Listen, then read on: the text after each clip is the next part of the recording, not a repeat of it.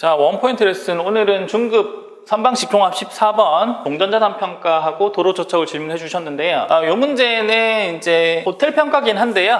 거기에 종전자산 평가가 좀 섞여 있긴 합니다. 그래서 이 사업은 사실 도시 환경 정비 사업이라 해가지고 지금 현재는 재개발 사업에 포함된 분류이긴 한데 얘는 종전자산이 일반적인 재건축과 달리 상업용이나 공업용들을 얘를 이제 종후자산으로 새롭게 건설을 하는데 아파트로 만드는 것이 아니라 오피스 빌딩 또는 호텔로 만드는 사업이긴 합니다. 그래서 이 문제에서는 이제 종후자산인 호텔에 대한 평가 조건을 불기하는 것이 물음으로 나와 있고요. 그리고 이제 소물음으로써 종전자산 평가가 나와 있습니다. 그래서 이분이 질문하신 것은 종전자산 평가를 사업인정 의제 시점을 기준점으로 하는 거는 아직 잘 모르겠는데 라고 물어보셨습니다. 근데 어쨌든 도정법에서 도시 및 주거환경정비법에서 종전자산 평가는 사업 시행 인가 고시를 기준으로 평가하도록 규정하고 있습니다. 그래서 법에서 기준 시점을 사업 시행 인가 고시로 규정하고 있어요. 암기사항이시고요. 다만 이 질문에서 틀린 것은 사업 인정 의제라고 이야기하시면 안 됩니다. 재개발 현금 청산에서는 사업 시행 인가 고시가 사업 인정 의제가 맞는데 종전자산 평가는 보상 평가가 아니기 때문에 그때는 사업 인정 의제를 말씀하시면 안 됩니다. 그래서 우리가 사업 인정 의제라는 것은 토지 보상법을 준용해서 평가하는 경우에만 사업 인정 의제라고 이야기하시는 것이고 보상 평가할 때 재개발의 현금 청산에서는 사업 인정 의제를 사업 시행 인가 고시로 보긴 합니다만은 종전자산 평가는 목적도 다르고 평가 방법이 완전히 다릅니다. 그래서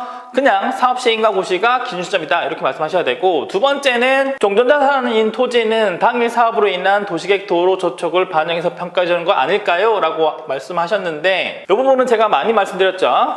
대규모 사업에는 크게 세 가지가 있죠. 환지 방식에 의한 사업, 수용 방식에 의한 사업, 그 다음에 이제 관리 처분 방식, 그리고 이제 일반적으로 대규모 아파트를 지을 때는 이제 지구 단위 계획을 수립합니다. 이런 사업을 하면서 이런 해당 사업에 따른 저촉과 구분하셔야 될 것이 국토계획법상 도시계획 시설사업, 여기에 대한 저촉은 구분하셔야 되죠. 이런 면사업들, 크게 면사업을 하면서 구성 요소 또는 구성 내용 중에 일부분인 도로 계획이 있는 것이고요. 이거는 독자적으로 국계법상에서 도시계획 시설 사업을 하는 겁니다. 그래서 예를 한번 들어보면 국토계획법에서는 자, 이런 토지가 있을 때 이만큼이 새롭게 저촉된다 라고 하면 이 도로 사업에 들어온 부분은 빨간 부분이죠. 그래서 일반 평가할 때는 이 빨간 부분, 저촉 부분을 감해 평가하고 나머지 남아있는 부분은 정상 평가합니다. 근데 이에 반해서 이런 대규모 사업에서는 이런 토지가 있다고 했을 때 전체가 구역에 들어가게 됩니다. 그럼 이 구역에 있는 모든 토지의 행위 제한의 정도는 동일하다고 봐야 되겠죠. 이런 대규모 사업 중에 일부분의 내용으로서 도로를 계획을 잡아놨는데 이 부분을 별도로 감가한다라는 것은 형평에 맞지 않습니다. 저촉된 부분과 되지 않은 부분은 어차피 같은 구역 내에 의한 제한을 받기 때문이죠. 이 도로에 대한 계획 제한 자체는 이 사업 전체의 변경, 전체의 계획 변경이 발생하면 그 위치가 바뀔 수 있습니다. 즉 도로의 위치, 계획 위치가 이쪽으로 바뀔 수도 있어요. 그렇기 때문에 이런 대규모 사업에서의 그 내용 중인 하나인 도로 저촉에 대해서는 별도 감가하지 않는다. 여기까지 하겠습니다.